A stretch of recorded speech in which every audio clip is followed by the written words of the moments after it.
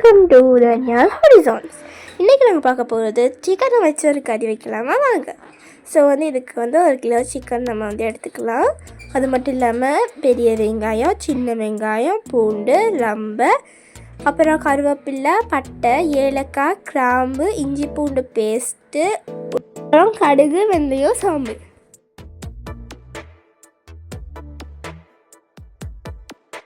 இந்த போறப்பு தான் நல்லா ருசிச்சு சாப்பிட கிடைச்சது.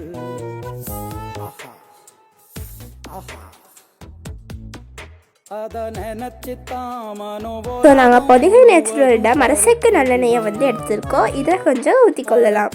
ஸோ இது நம்ம ஊற்றின பிறகு நான் சொன்ன மாதிரி உளுந்து, வெந்தயம், அப்புறம் சீரகம், பட்டை, ஏலக்காய், கிராம்பு, அப்புறம் கருவேப்பிலை, ரம்பை அப்படின்னு நம்ம எடுத்து வச்சிருக்கோம். எல்லாத்தையும் போட்டுட்டு கிண்டிக்கலாம்.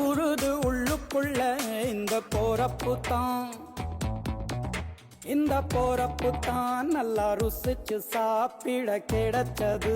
இந்த போறப்பு தான் நல்லா ருசிச்சு சாப்பிட கிடைச்சது. அத நினைச்சு தான் மனோ உலகம் முழுவதும் பருக்குது.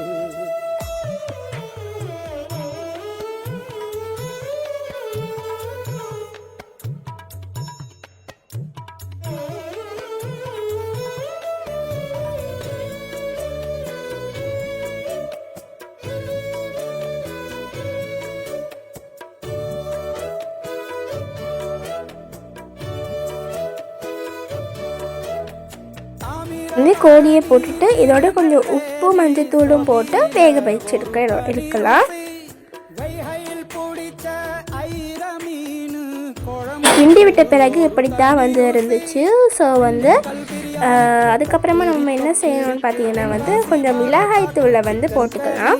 மிளகாய்த்தூள், தனியாத்தூள் போட்டுட்டு அந்த மிளகாய்த்தூள், தனியாத்தூளோட வாசனை போகிற வரைக்கும் நம்ம கிண்டி விட்டுட்டு வெயிட் பண்ணணும். உள்ளுக்குள்ளே ஒரு கவிதை பிறக்குது. போறப்புத்தான் அத நினைச்சுத்தான் இந்த போறப்புத்தான் நல்லா ருசிச்சு சாப்பிட கிடைச்சது.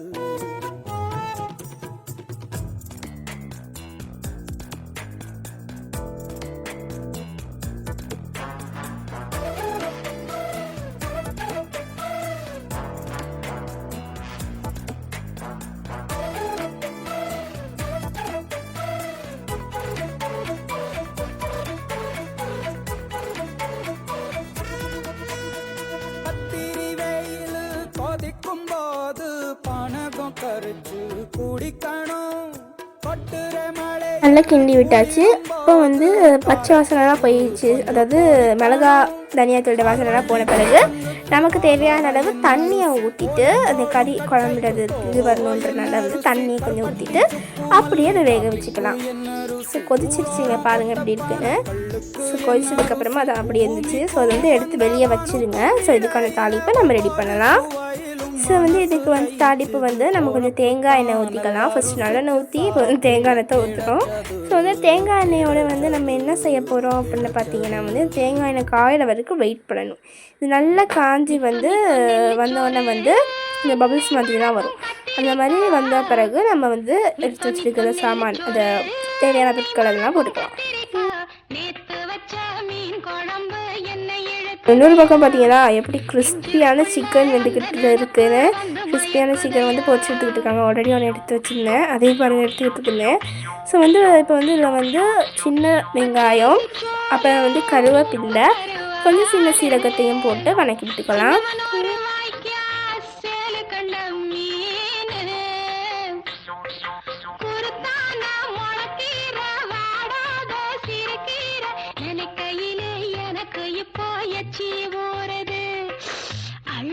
ஸோ நம்ம செஞ்சு வச்சுருந்த தாளிப்பை அந்த கோழிக்கறி, நம்ம ஆல்ரெடி செஞ்சு வச்சுருந்த கோழிக்கறியில் போட்டு நல்லா கிண்டி எடுத்துக்கொள்ளலாம்.